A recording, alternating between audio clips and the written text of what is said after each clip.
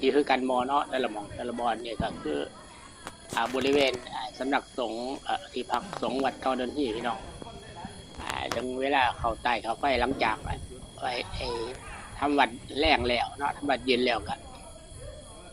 จุ่มญาติโยมบายใจกับผ้ามาจุดเทียนอยู่หน้าพระประธานพระใหญ่อยู่กลางแจ้งเนาะนี่ก็คือลูกเจ้าแม่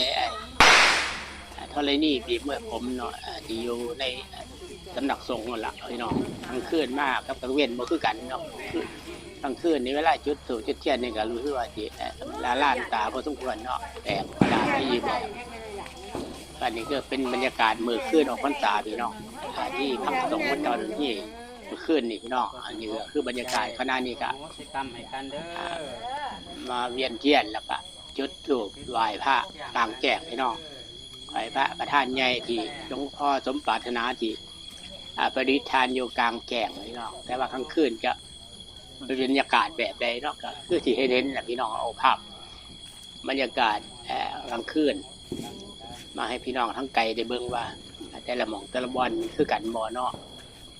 ขณะนี้ออกต้นยาโยมหลังจากเวียนเทียนแล้วก็จุดธูปไหว้พระส่วนอิติปิโสตามเนี่ยครูบาอาจารย์เป็นพระเฮ็ดเนาะหลังจากแรกก็มีการจุดธูปที่กันย่ามออกพรรษาก็จะมีผู้มียังจุดจะลองกันหรือว่ายังแหละพี่น้องโบมองไปก็ลองอะไรก็เรียกจะมองอันนี้จุดธูปการจุดธูปฉลองออกพรรษาบอกไงแต่พี่น้องเอาผ่านบรรยากาศมาให้เบิ่งเนาะแต่ละมองแต่ละบอนนี่ซื้อกันบ่เนาะแต่นี้อันนี้ก็อยู่ที่พักสงฆ์วัดเก่าเดินที่พี่น้องพิกัดกับอำเภอลำโพกป้าพี่น้องเนี่ยป้าก็บรรยากาศไม่เบิ่งสละพี่น้องวันนี้คลิปสละยังแต่ว่าเก็บภาพบรรยากาศขึ้นวันออกพรรษาวันจ้ะคือกันบ่เนาะตะละบอนตามเดFC ต่างๆที่เพิ่นควรมาก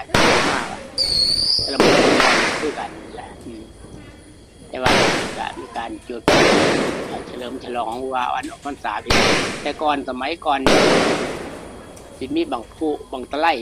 แต่ว่าซุมื้อนี้บ่ค่อยได้เพราะว่ามันบ่มีสร้างพี่น้องสื่อเขาก็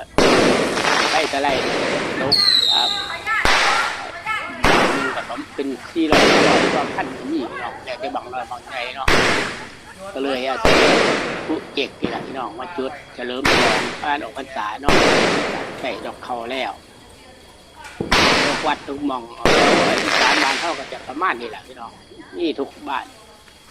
จุดประทัดจุดกระโปงจุดบังไฟเนี่ยจะมองที่นี่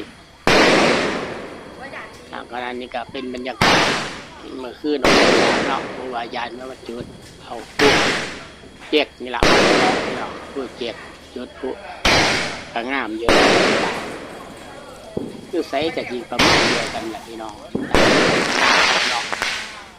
สำหรับการเฉลิมฉลองวันออกพรรษางามดีพี่น้องหลังจากจุดพลุแล้วก็เอาบรรยากาศรอบๆกลางคืนมาให้เบิ่งพี่น้องอันนี้คือศาลาพระประจำวันเกิดประจำวันเกิดแล้วก็ศาลาวิหารโบราณเนาะบรรจุที่ประดิษฐานพระพุทธรูปปางนาคปกพี่น้องอยู่ในหันมื้อนี้เปิดไฟปิดไฟนอกเปิดไฟนี่ก็บรรยากาศหน้าบ้านของอาจจะของจ่องเนาะหลังจากกลับมาจากวัดจะว่าเขามาจุดเทียนไต่ไปคือว่าไต่เทียนจุดเทียนนั่นไต่ดอกเขาว่าง่ายซะมื้อนี้บ่ได้ไปวัดพี่น้องอยู่ตัวนี้จุดอยู่บ้านตัวนี้ก็เอาภาพบรรยากาศมือออกพรรษาให้ FC ทั้งไกลได้เบิ่งซื่อดอกว่าแต่ละหม่องแต่บอนมันสิคือกันบ่เนาะหลังจากเข้ามาแต่วัดมาจะจุดพลุอยู่วันแหละก็มาไต่ดอกเขาอยู่เฮือนเนาะอยู่บ้านก็เป็นประเพณีของอีสานบ้านเฮาที่แต่ละหม่องแต่ละบอนทั่วเรือนก็จะเฮ็ดประมาณนี้แหละพี่น้องจุดเทียนบูชาตามเคยเฮ็ดน่ะ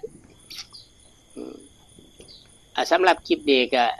บ่ค่อยมีสาระอหยังหรอกพี่น้องเลยบรรยากาศมือออกพรรษาเนาะว่าสิคือกันบ่แต่ละหม่องแต่ละบ่อนเนาะสำหรับบ้านของ